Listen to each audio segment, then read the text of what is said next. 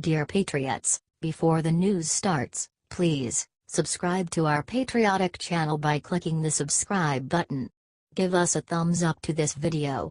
Don't forget to leave your opinion below in the comments section. Share the news on Facebook and Twitter so you friends see it. Thank you.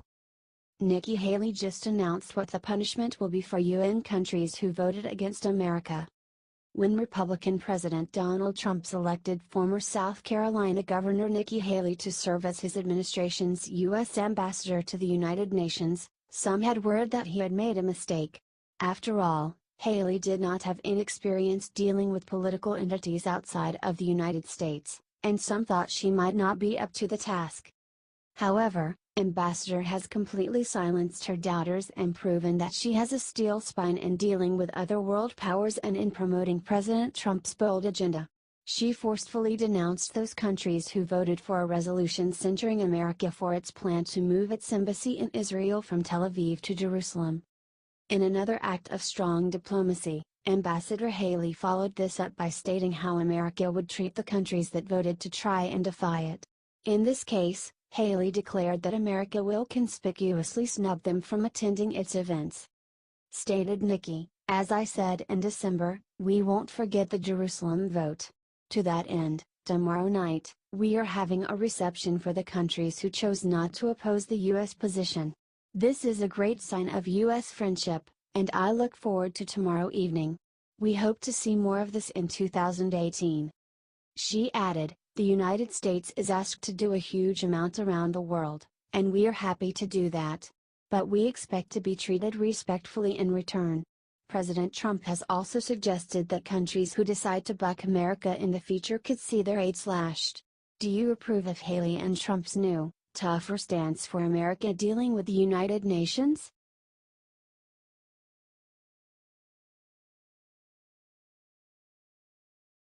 Chelsea Clinton just wished Happy New Year to the Church of Satan. It's crazy. There are no shortage of people who have suggested that the Clinton clan are evil, particularly two-time failed presidential candidate Hillary. Hillary's attempts to prove that she is a church-going devout Christian who knows and understands the Bible also all fell flat. It should probably come as little surprise, then, that the Clintons' soul spawn Chelsea would go out of her way to go on Twitter and wish the Church of Satan a Happy New Year. In a tweet that had many on both sides of America's cultural divide scratching their heads, the former first daughter tweeted back at the Church of Satan's official Twitter account and others, replying to @ChurchOfSatan and 5 others, "It's been so long. Happy New Year." Clinton attempted to play off the turn of events as a total mistake that was carried out by pranksters online who included both the Church of Satan and a rogue account for the restaurant Hooters on Chelsea's Twitter threads. She tweeted to her liberal friend Chrissy Teigen, "In 2017, @ChurchOfSatan and I were put on a few threads together. In 2018, it''s. At Hooters. What a time to be alive, Chrissy." For their part, the Church of Satan acknowledged Hillary wishing them a Happy New Year and replying to @Chelsea Clinton and 5 others, "Same to you, here's to a great 2018. Do you find it unsurprising that Chelsea would send holiday wishes to Satanists?"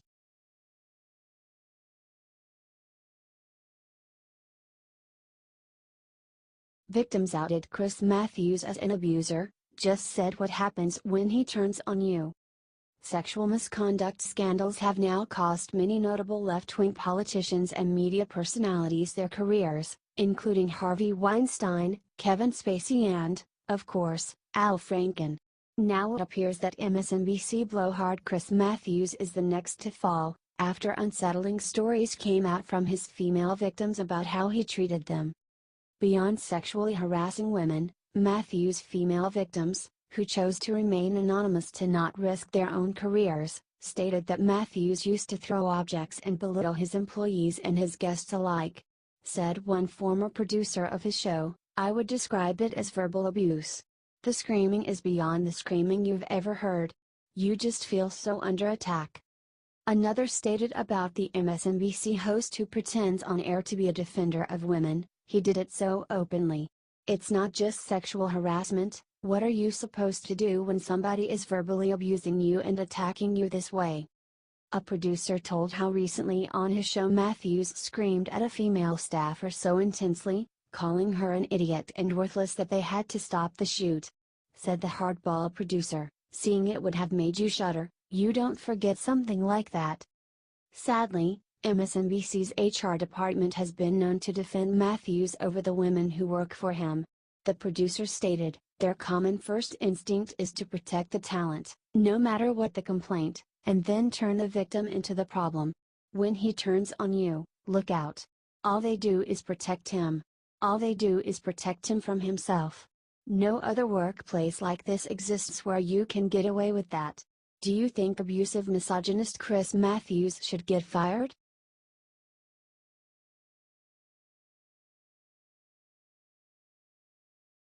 Barbra Streisand just proposed a brand new reason we should impeach Trump. "It's so stupid." There are no shortage of knee-jerk liberals in the Democratic stronghold that is the entertainment industry in Los Angeles. However, if you had to come up with a short list of who the loudest and most brainless left-wing celebrities in Hollywood are, it would have to include Barbra Streisand. The washed-up, multimillionaire singer and actress was a major supporter of womanizer President Bill Clinton and, more recently, corrupt Hillary Clinton. Unsurprisingly, the Yentl star has been a very vocal critic of Republican President Donald Trump. Streisand has joined the chorus of Democrats who believe that Trump should be impeached, simply because they do not like him and are still upset that Hillary did not win. Barbra recently added a brand new, even more inane reason why she believes that America's democratically elected President Donald Trump should be removed from office. The enfeebled singer tweeted over the weekend, "Trump proved yesterday in his interview and his tweets that he doesn't understand climate change, healthcare policy, or the role of the DOJ, and he doesn't bother to read up on these subjects." She then blasted out a new call for Trump's impeachment, boasting, "Collusion or no collusion, a real Donald Trump should be impeached for sheer stupidity." It did not take long for people to catch on to the implications of Barbra's statement. Wrote one Twitter user, "This is a pretty solid sign that Democrats are giving up on the Trump campaign, Russia collusion fantasy. Do you think angry liberal Barbra needs to read the Constitution?"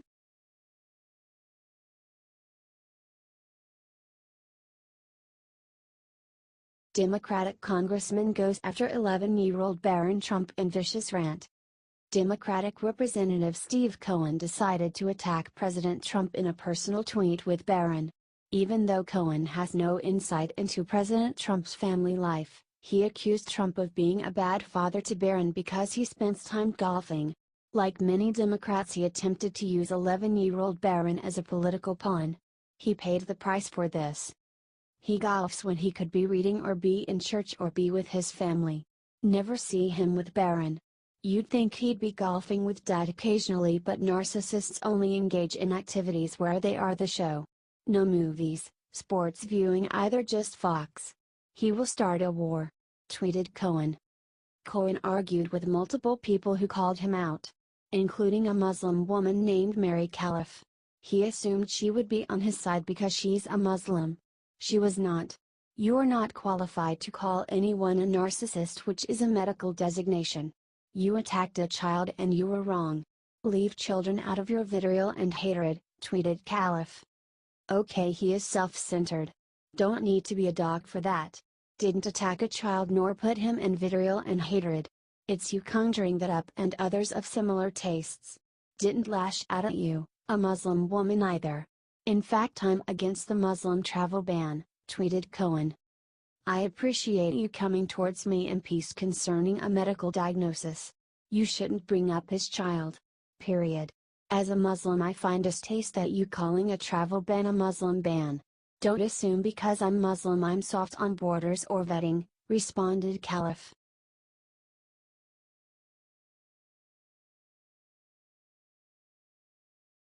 Brit Hume just asked Lib New York Times one question that exposed their biggest lie.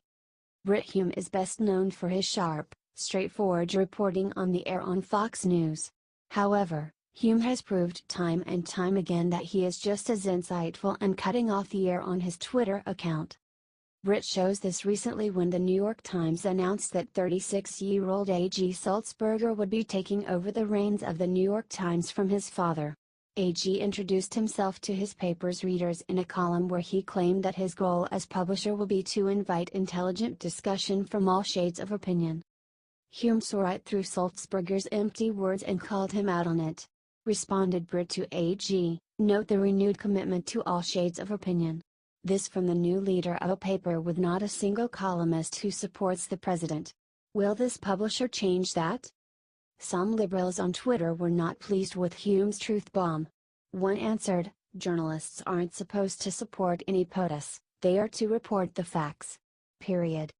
Hume shot right back, tweeting, "That's true of reporters but not of editorial writers and columnists whose job it is to express opinion. That's what he means by all shades of opinion, which certainly are not represented in the Times today." How much do you love Brit Hume for publicly holding the anti-Trump, liberal bias New York Times out like this?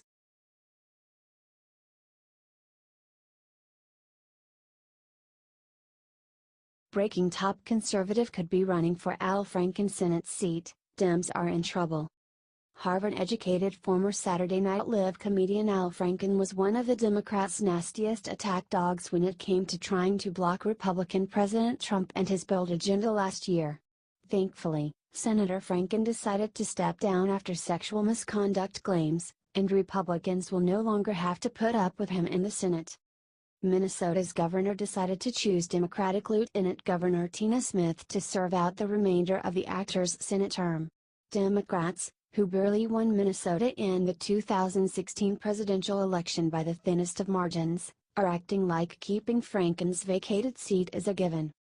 However, they were just given a serious wake-up call when popular former Republican Congresswoman Michelle Bachmann announced that she was mulling running for the Senate seat when Franken's charisma-free replacement comes up for re-election. Michelle recently told Pastor Jim Bakker that, despite not being successful in her 2012 presidential bid, "I feel like I was wildly successful. I didn't win, but I moved the debate. So I didn't shed a tear when I left the contest because I felt like I fulfilled the calling that God gave me." She mentioned that she had people contact me and urge me to run for that Senate seat. Bachmann asked, "So the question is, am I being called to do this now? I don't know." Bracing herself for the Roy Moore treatment, Michelle warned, "It is really tough. If you are going against the tide in Washington, D.C., if you're trying to stand for biblical principles in D.C., you stick your head up out of the hole, the blades come whirling and they try to chop you off." Do you think Michelle should try and win this Senate seat away from the Democrats?